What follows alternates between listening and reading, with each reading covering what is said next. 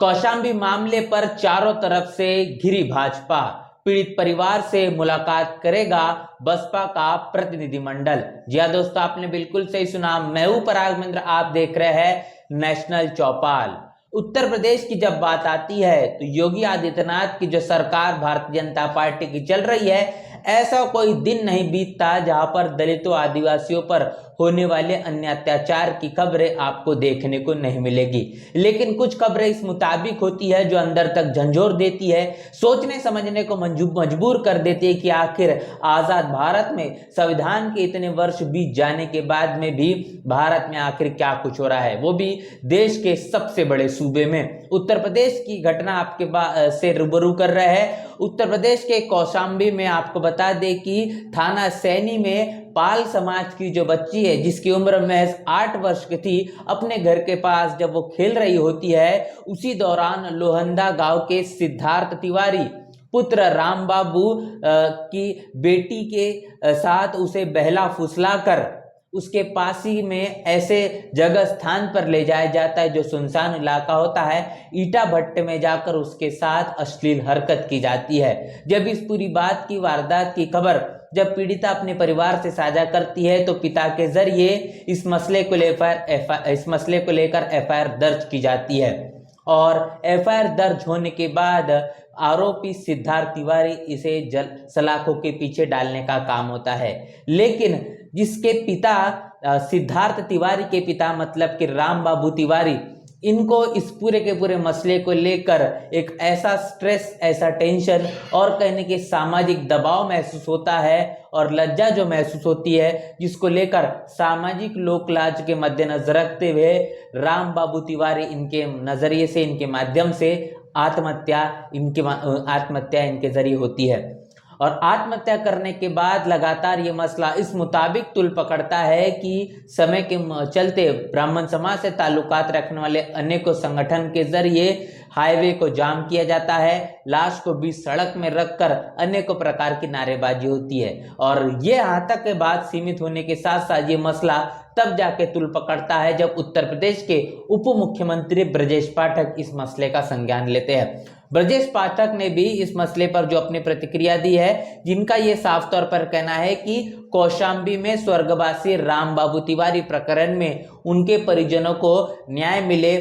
एवं दोषियों के खिलाफ कठोर कार्रवाई सुनिश्चित कराने हेतु प्रमुख सचिव गृह को निर्देश किया है। तो ब्रजेश पाठक जो उत्तर प्रदेश के उप मुख्यमंत्री है, इन्होंने इस बात को लेकर दबाव बनाया कि राम बाबू तिवारी, इनकी जो आत्महत्या हुई है, इसके पीछे में अगर कोई कारण है तो वो पीड़ित परिवार है, जिनके माध्यम से राम बाबू तिवारी इन पर दबाव बनाया गया, जिसके मद्देनजर रखते उन्होंने आत्महत्या कर ली है। तो आप कल्पना करिए, जो पीड़ित परिवार अपनी बच्ची को लेकर न्याय की गुहार करता हुआ दिखाई दे रहा है, आखिर वही सलाखों के पीछे देखने को मिला। इस मसले पर हमने बहुजन समाज पार्टी के उत्तर प्रदेश के प्रदेश अध्यक्ष विश्वनाथ पाल, इनसे चर्चा बातचीत की थी, वो तमाम चीजें आपके साथ रूबरू करी है। इसके साथ साथ इस मसले पर उत्तर प्रदेश के मुख्यमंत्री रहे और समाजवादी पार्टी के राष्ट्रीय अध्यक्ष अखिलेश यादव, इनकी भी प्रतिक्रिया है। अखिलेश यादव के जरिए इस मसले पर, इस मामले पर क्या कुछ कहा गया है, आइए आपके साथ साझा करते हैं। अखिलेश यादव का कहना है कि भारतीय जनता पार्टी की अंदरूनी राजनीति की शर्मनाक लड़ाई में अब कौशाम्बी में दो भाजपाई उत्तर प्रदेश मुख्यमंत्री दो समाज के लोगों को आपस में लड़वा रहे हैं। पहले एक उप मुख्यमंत्री ने नाइंसाफी करते हुए पाल समाज के लोगों को मोहरा बनाया, फिर दूसरे उप मुख्यमंत्री ने अपने उस समाज के नाम पर झूठी सहानुभूति दिखाई जो समाज इन दोनों के ऊपर वालों को नहीं भाता है। इसीलिए पीछे से भी वो भी सक्रिय हो गए हैं, जिसकी पहले वाले उप मुख्यमंत्री से पुरानी खिंचातानी है और फिर उन ऊपर वाले के ऊपर वालों को भी आपस में टकराहट है। इसीलिए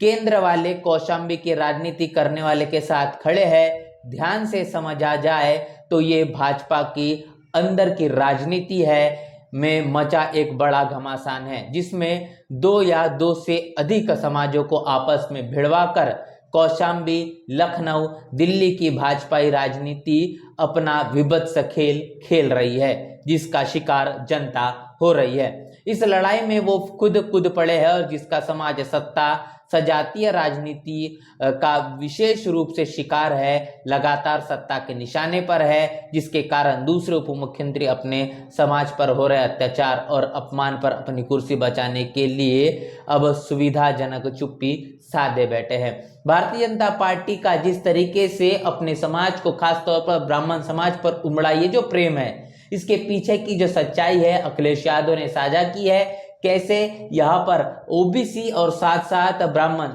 दोनों के बीचों में जो टकराव पैदा करने की कोशिश की जा रही है, और इतना ही नहीं तो ये टकराव आने वाले विधानसभा 2027 के लिए दिल्ली हो या फिर उत्तर प्रदेश हो,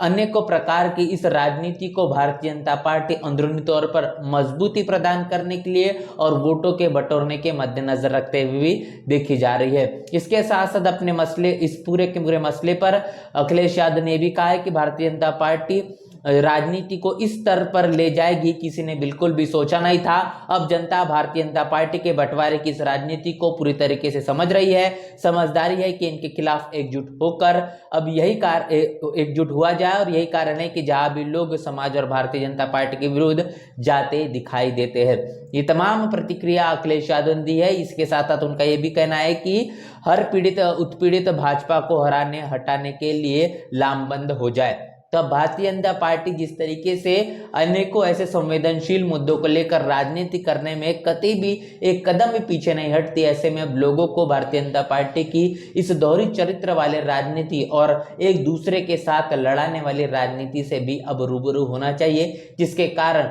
इनके इस जाल में वो भविष्य में ना फंस पाए। आगे बता दें कि स्वामी प्रसाद मौर्य, इन्होंने भी इस मसले पर अपनी प्रतिक्रिया देते हुए कहा है कि जनपद कौशाम्बी अंतर्गत कोतावली सैनी स्थित ग्राम लोहंदा की 8 वर्षीय पाल समाज की शिकार पीड़िता बेटी को न्याय दिलाने हेतु एफआईआर दर्ज कर स्थानीय पुलिस द्वारा आरोपी की गिरफ्तारी का शासनीय कदम तो जरूर उठाया, किंतु भारतीय जनता पार्टी और समाजवादी पार्टी का नेतृत्व बलात्कारी को बचाने में जुट गया है। फलस्वरूप पीड़िता के परिजनों की गिरफ्तारी के साथ ग्राम प्रधान को उल्टे आरोपी बनाने का प्रयास किया जा रहा है, और भारतीय जनता पार्टी और समाजवादी पार्टी के इस मिलीभगत व घिनौने कृत्य की घोर निंदा करता हूं, और भारतीय जनता पार्टी और समाजवादी पार्टी के दबाव में न्याय की हत्या हो रही है। अपेक्षा करता हूं कि कानून के रखवाले दबाव मुक्त होकर कानून की रक्षा अवश्य करेंगे। यहाँ पर अखिलेश यादव और भारतीय जनता पार्टी, योगी आदित्यनाथ, दोनों की जो राजनीति हो रही है इस पूरे के पूरे मसले पर,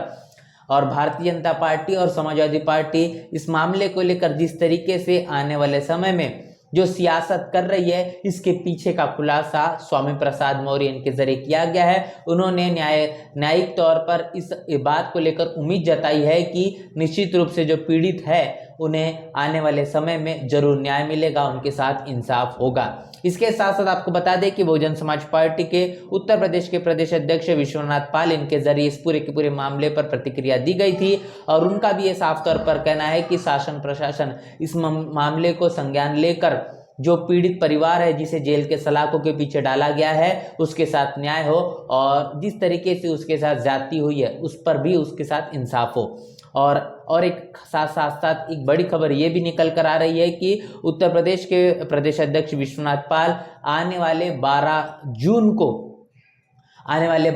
को जो पीड़ित परिवार है उससे मुलाकात कौशाम्बी में जाकर करेगा, और बहुजन समाज पार्टी के उत्तर प्रदेश के प्रदेश अध्यक्ष विश्वनाथ पाल और इसके साथ साथ बहुजन समाज पार्टी का प्रतिनिधि मंडल, ये सभी कौशाम्बी जाकर पीड़िता और पीड़ित परिवार के साथ मुलाकात कर न्यायिक तौर पर बहुजन समाज पार्टी कैसे लड़ाई लड़ेगी, तमाम चर्चा बातचीत करेगी। तो ये जो पूरा मामला आपने देखा है, जिससे इस बात की आप अंदाजा कल्पना कर सकते हैं कि उत्तर प्रदेश में जंगल राज, गुंडा राज अपने चरम सीमा पर किस तरीके से पहुंच चुका है, जिसका अंदाजा नहीं लगाया जा सकता। जो पीड़ित है, जिसके साथ अन्याय हुआ है, वही सलाखों के पीछे दिखाई दे रहा है, और इसके लिए उत्तर प्रदेश के उप मुख्यमंत्री अपनी दखल लेते हैं और यहाँ तक के दबाव बनाकर इस तरीके की चीज़ों को भी अंजाम दिया जाता है जिसकी कल्पना नहीं की जा सकती। तो आज इस पूरे के पूरे मसले को लेकर आपकी क्या राय है, आपकी क्या प्रतिक्रिया है, लिखकर कमेंट बॉक्स में जरूर बताएं। बने रहना चैनल चौपाल के साथ, मिलते हैं वीडियो में, तब तक के लिए जय भीम।